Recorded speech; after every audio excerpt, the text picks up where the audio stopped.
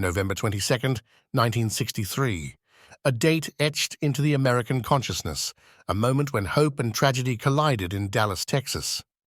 President John F. Kennedy, a symbol of youthful ambition and optimism, was fatally shot as his motorcade passed through Dealey Plaza. The official account states that a lone gunman, Lee Harvey Oswald, fired the shots from a sixth-floor window of the Texas School Book Depository. But for many, the story didn't end there. In the decades since, the Kennedy assassination has become one of the most analyzed and controversial events in modern history. Countless theories have emerged, each attempting to unravel the mystery of who really killed JFK and why. It began as a bright, hopeful day in Dallas. President Kennedy, accompanied by First Lady Jacqueline Kennedy, Texas Governor John Connally and Connally's wife, was traveling in an open-top limousine as part of a campaign trip. At 12:30 p.m., as the motorcade turned onto Elm Street, 3 gunshots rang out. The first shot missed. The second struck President Kennedy in the upper back, exiting through his throat. The third, and fatal, shot struck his head, causing catastrophic injuries. Governor Connally was also wounded in the attack. Panic erupted. Spectators ducked for cover, and Secret Service agents scrambled to react. The limousine sped to Parkland Memorial Hospital, but at 1 p.m., John F. Kennedy was pronounced dead. The nation was in shock. Within hours, Vice President Lyndon B. Johnson was sworn in as president aboard Air Force One. In the days that followed, Lee Harvey Oswald, a 24-year-old former Marine with Soviet ties, was arrested and charged with the assassination. But before he could stand trial, Oswald himself was shot and killed on live television by nightclub owner Jack Ruby. The sequence of events only deepened the mystery. To bring clarity to the tragedy, President Johnson established the Warren Commission, chaired by Chief Justice Earl Warren. The commission's task: to investigate the assassination and provide a definitive account to the American public.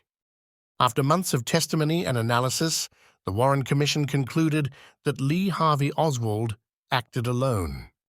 It also stated that Jack Ruby had no connections to the assassination plot and acted independently in killing Oswald. Central to their findings was the single bullet theory, which argued that one bullet struck both President Kennedy and Governor Connally. The theory became a cornerstone of the Commission's report, but also a lightning rod for criticism. Despite the report's conclusions, many Americans remained skeptical. Polls conducted in the years after the assassination consistently showed that a majority of the public believed there was a conspiracy. The Commission's work, critics argued, left too many questions unanswered. In the wake of the Warren Commission, alternative theories began to take shape. Each claimed to uncover hidden truths about the assassination, pointing to shadowy groups and motives. Some theories gained traction due to perceived inconsistencies in the evidence, while others reflected the broader mistrust of government in the turbulent 1960s. Perhaps the most famous of all theories centers on the idea of a second gunman. Witnesses at Dealey Plaza reported hearing shots coming from the grassy knoll, a small elevated area near the motorcade's path.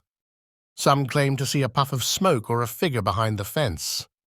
The Zapruder film, which captured the assassination in graphic detail, showed the president's head jerking backward, leading some to believe the fatal shot came from the front, not the rear, where Oswald was positioned. This theory suggests a coordinated attack involving multiple shooters. Another theory implicates the Central Intelligence Agency. By 1963, tensions between Kennedy and the CIA had escalated following the Bay of Pigs invasion and Kennedy's efforts to reduce the agency's influence. Some theorists argue that rogue elements within the CIA orchestrated the assassination to remove a president they saw as a threat to national security. Declassified documents have revealed that the CIA withheld information from the Warren Commission, fueling speculation about their role in the cover-up. The Mafia, too, has been implicated. During his presidency, Kennedy and his brother, Attorney General Robert F. Kennedy, cracked down on organized crime. Some theorists claim the mob retaliated, working with disgruntled insiders to eliminate the president. Jack Ruby's ties to organized crime have further stoked suspicions, with some suggesting he silenced Oswald to prevent him from revealing the conspiracy. Given the Cold War backdrop, foreign involvement has long been a topic of debate. Lee Harvey Oswald had spent time in the Soviet Union and openly supported Fidel Castro's Cuba. Did one of these adversaries orchestrate the assassination to strike at the heart of the United States?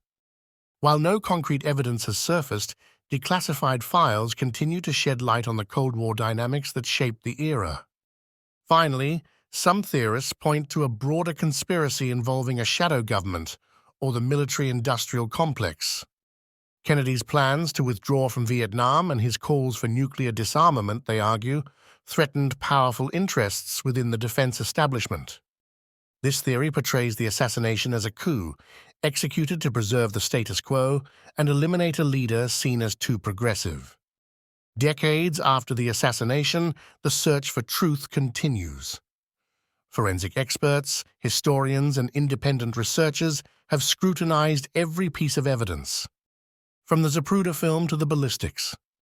Declassified documents released as part of the JFK Records Act have provided new insights but also raised fresh questions. Yet key pieces of evidence remain elusive or shrouded in secrecy, perpetuating the mystery. The Kennedy assassination has left an indelible mark on American history and culture. It symbolizes a loss of innocence, a turning point when public trust in institutions began to erode. For some, the theories represent a genuine pursuit of truth in the face of unanswered questions. For others, they reflect a deep-seated need to make sense of an event that defies simple explanation. Whatever the case, the assassination remains a subject of fascination and debate. 60 years after that fateful day in Dallas, the assassination of John F. Kennedy continues to captivate and divide. Was it the work of a lone gunman, as the official record claims, or did a larger conspiracy seal the fate of America's 35th president?